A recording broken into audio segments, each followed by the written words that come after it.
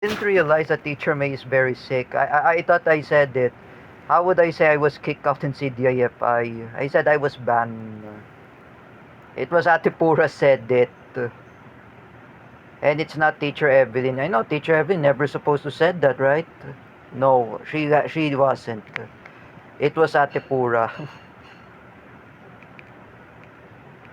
Yeah, I know. Atipura is just a teacher aide. I never criticized the mother of Miguel. But for meanwhile, if I don't want to be kicked out, if I don't want to get banned in CDIFI, I said I just apologize to those teachers. And I will never make a fake account again. Ever. You know, in the past, I made fake account of Wawel Romero in last year. Even, what else? Teacher Gio Malana. That is my fault too. Because I know that Rocky Tulog, it was not Teacher Gio Malana. It was his brother of Teacher Gio Malana. I just said that from Paulo Cuba. He told me that was his brother. I thought it's mistaken. But this time I will never do that again. I told to Ate Nenet, I told to J. Rick Silva. I said to them that Teacher May is very sick and she has colon cancer. Ate Nenet knows that she has a colon cancer.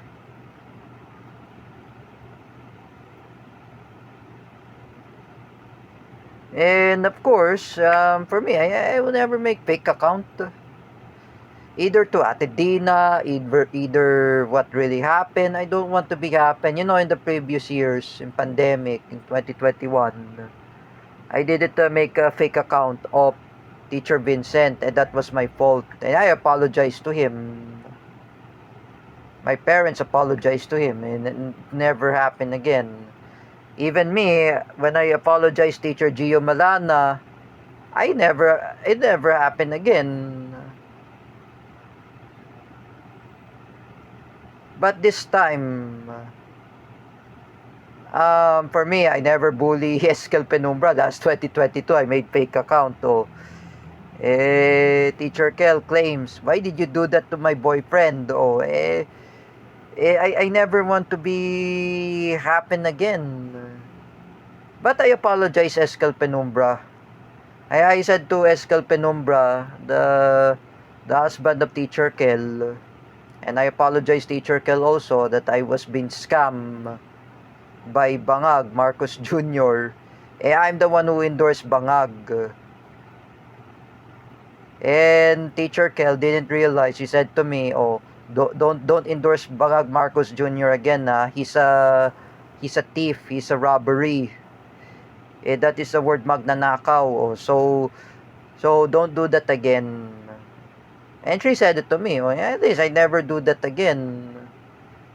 Even to Eskel Penumbra, I will never make fake account. Either what you started the mess, it will never happen again.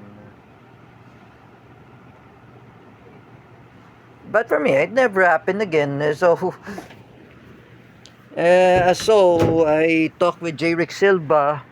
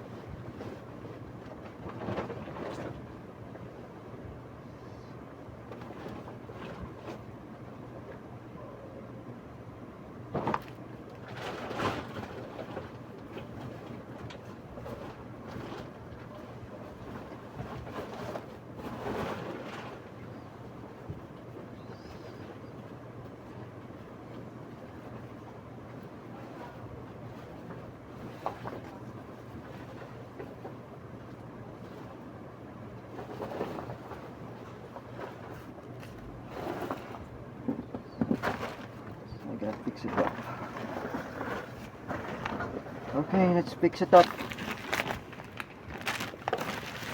So disorganized. I'll fix it up before I don't want it lots of mess. Oops.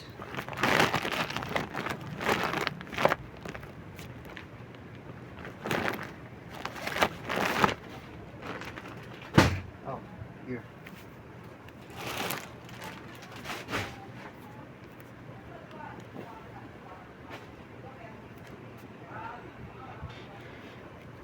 All right, let's continue.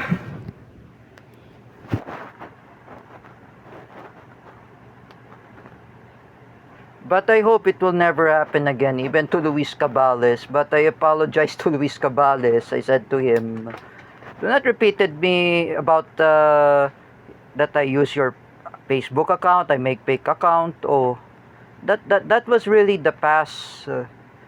Christian Mingito says to me, that was the past.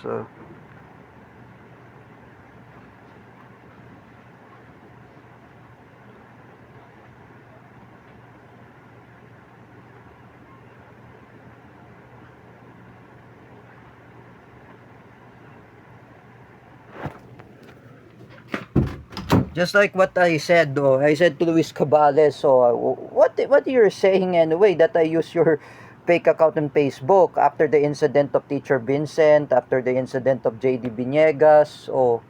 Me, I apologize JD Biniegas, that me and JD Biniegas, we reconcile each other. He said to me, don't do that again, don't make fake account. Thanks to Justin Reed, JD Biniegas and I, we're reconciled and we are friends, we are kumpare, and we say he's part of my group with Eskel Pedumbra and Chris Oreta and even Juan Carlo Pabale. We are part of our group. That is why I talk with J. Rick Silva. But at this time, I told to Luis Cabales, Butch, I mentioned his name, for me, I never use your Facebook account to make fake account. No. For me, I leave Luis Cabales alone. I leave him alone. I already stopped. I don't want to bother him or bugging him. I just leave him alone always, just like I did to David Gill. I always leave him alone also. Just like Teacher Vincent, just like Teacher Gia Malana, I leave them alone. Even to Teacher Kel, I leave her alone also. I don't want to bug her anyway. That's just always to do. But for me, when I realized I made lots of mistakes, I will never make fake account in Facebook. At least you remember Carl Bilus, he make fake account of who's it? Julio Coronel. Who's that? Kawali Coronel says to me that was a poster of Carl Bilus. But his mother reprimanded him that he will never make fake account. Like for example, Cedric Mariano or Dan Mardayaw, friend, I know that was Dan Mardayaw's friend, Cedric Mariano. He already stopped making fake account of Kuya Rodelio Daguman. And then he already stopped. He doesn't want to get in trouble. Like me, unlike Cedric Mariano just changed himself. When I talk with J. Rick Silva, that he will stop making fake account. But like me, when I heard that from my mom, those CDIFI teachers, they asking me,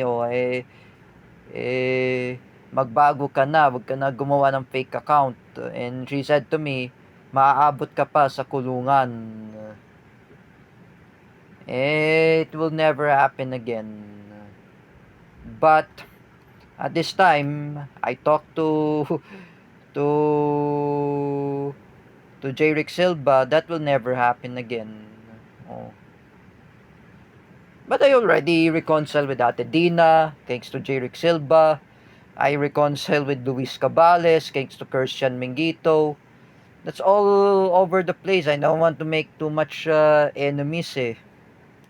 My real problem anyway, when I saw it in Instagram and Threads, my arch enemy, Mark Domingo Cruz, and teacher Alexandra Pagkalinawan.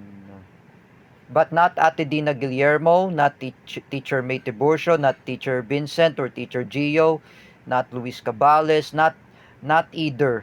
There's my real problem anyway. That who says me a bad word. Who who mentioned the political names like Alan Peter Cayetano. And he mentioned about the names Divina Dili and Rene Bartebonia. And who's that? Marky Boom Boom 814, or also known as Mark Cruz. That's why I warn him not to create in trouble. Because, for him, he will get him in trouble. Me, I was getting in trouble also. Oh. As you can see, I just said that before. When Kathleen Canete says to me, or J. Rick Silva says to me, wag ka na mag-grab ng ibang teachers sa CDIFI because you will get you in trouble. So Kathleen said to me, that will never happen.